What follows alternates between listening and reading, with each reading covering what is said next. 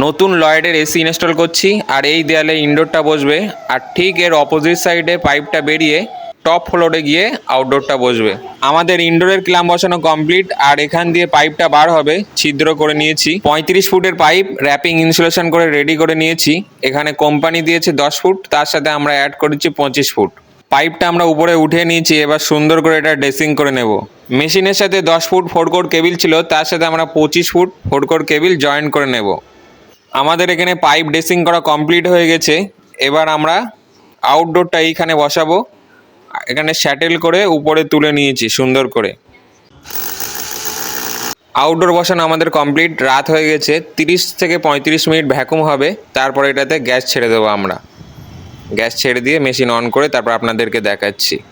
Vacuum আমাদের হয়ে গেছে, এবার আমরা গ্যাস ছেড়ে দিয়েছি। তারপর আমরা মেশিনটাকে এখন অন করে নিচ্ছি আর এখানে টেম্পারেচারটা ডাউন করে নিচ্ছি যাতে কম্প্রেসারটা তাড়াতাড়ি স্টার্ট নেয়।